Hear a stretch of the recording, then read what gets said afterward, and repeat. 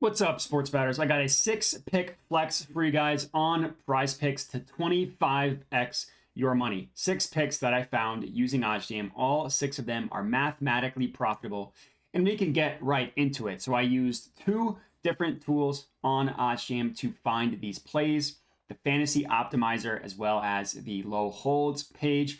All of these different types of tools you have at your disposal are good for finding plays on PrizePicks. I just decided to pick these 2. Found 6 plays that I liked, and we can get into it. So play number 1 that we locked in here is Derek White over 7.5 points. So when you're using PrizePicks, the 5 and 6 pick option have the implied odds per individual leg of minus 119. So I know a lot of people get confused when they see odds next to PrizePicks because PrizePicks has a fixed payout, right? They don't have odds per individual leg.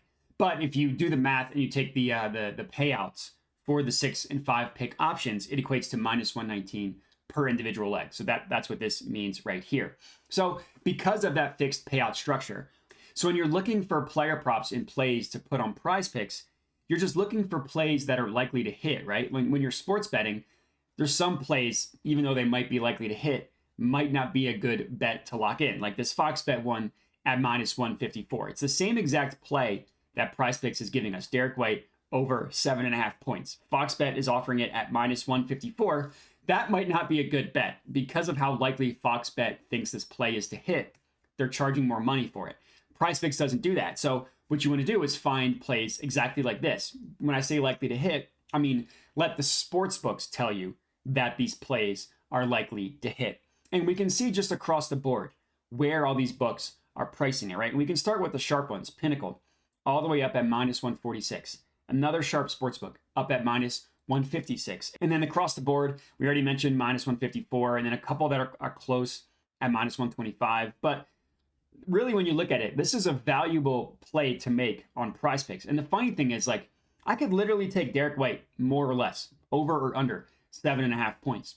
But why in the world would I take his under when all of these sportsbooks have it as the less likely outcome?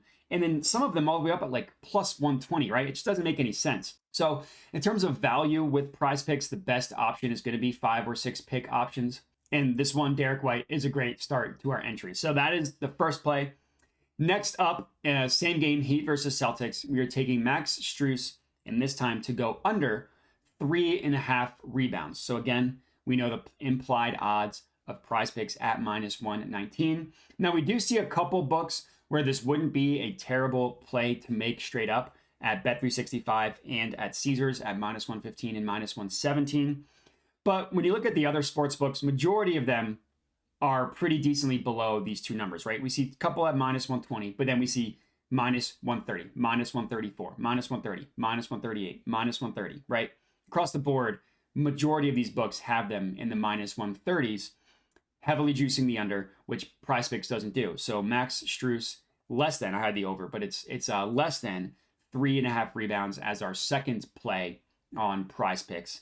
Next up, we are heading to the pitchers market, or MLB market, I should say, and taking Matthew Liberatore, I hope I pronounced that right, to go over 4.5 strikeouts on PrizePicks. So again, we see minus 117 at BetRivers, not a horrible bet to make individually at BetRivers. But everywhere else across the board, minus 148, minus 135, minus 133, minus 125. Pretty good price that we're getting here, taking this on PrizePicks. And again, we can choose between the over and the under. And it wouldn't make any sense to take the under when you're getting it on the sharpest book in the world at plus 112. So that is our third pick for this video, Matthew Liberatore. I think, again, I hope I'm pronouncing that correctly. More than 4.5 strikeouts. And we can just keep going down. So next up, player you might have heard of. This is in tomorrow's NBA game. I'm recording this Wednesday morning. LeBron James to go over 6.5 assists.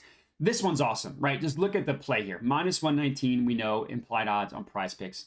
Look across the board everywhere else. So Pinnacle is kind of close at minus 122, but majority of these books have it pretty decently above that, right? We see FanDuel minus 142, DraftKings minus 130, minus 130, minus 168.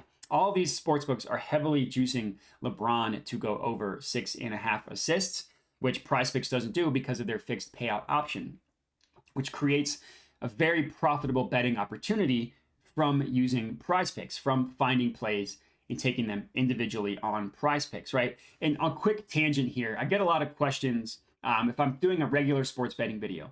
Oh, I really like this play. I like Jokic over whatever. They say, oh, should I put that on PrizePicks? And the answer is, it depends. I can't really answer that, right? Like, I could take a play that has really good value for plus 150. If every other book has it at plus 120, that plus 150 is a good play. But I wouldn't put that on PrizePicks, right? You wouldn't want to put a play that has the sportsbooks pricing it at plus 120 into PrizePicks. So just because a play is good on PrizePicks doesn't mean it's a good individual bet to take. And the reverse of that is true as well. Just because I like an individual bet doesn't mean it would be good to put into PrizePicks. When you're sports betting, you're looking for value across the markets. When you're using PrizePicks, you're literally just looking for plays that are likely to hit. Like this exact example, find plays where the books are heavily juicing an outcome and then put that into PrizePicks. So LeBron over 6.5 assists is our fourth pick for this video. Next up, I have another NBA play.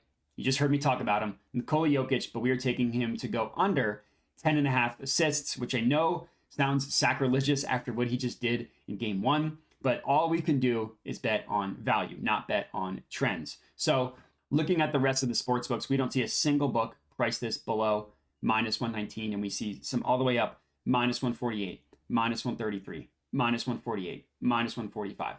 Getting some really, really good prices here on Jokic to go under 10.5 assists, making it a really good option to put into PrizePicks. This is my fifth play for this video. In the sixth and final one, I found using the OddsJam Fantasy Optimizer. So the Fantasy Optimizer is cool. It's another good tool to use to find profitable PrizePicks entries. The thing I like about it is A, we have odds from a bunch of different books, and B, it tells you what is optimal to put on those books. Green equals hammer. Green equals implied odds of above minus 119. And we see the very top play here, Mackenzie Gore under 6 strikeouts. So the way that the OddsJam Fantasy Optimizer works is it pulls in these OddsJam Algo odds here. Now these odds are pulled from a weighted average from the sharpest sportsbooks in the world. So using the actual sportsbooks that you see on the far right here, along with a bunch of other books, putting them all together and then taking a weighted average from all the sharp sportsbooks, saying, hey, this is what the true line of a market should be priced at, all the way up at minus 128. Now this is a unique example where all of these books actually price it at 6.5, so a half point higher. But look at how heavily they juice the under, right? They're so heavily favoring the under that there's actually still value on taking him to go under 6, right? Minus 160, minus 178, minus 160, minus 144, minus 185 towards the under, that there is still some value created on him to go under 6 strikeouts. So that rounds out our sixth and final pick for this video. 25x your money when this bad boy hits. If you are tailing, comment and let me know. Other than that, remember to like the video, subscribe to the OddsJam YouTube channel, hit me up at my Twitter handle you see right at about here. And that's all I got. So thanks for watching and have a good one. All right, everybody, thanks for watching. Hope you enjoyed the video. Below are all of my different social medias where I post picks and plays daily. Make sure to hit me up there. Also, make sure to subscribe to the YouTube channel as I'm constantly putting out new videos to learn how to make money sports betting. And that's it. So thanks for watching and have a good one.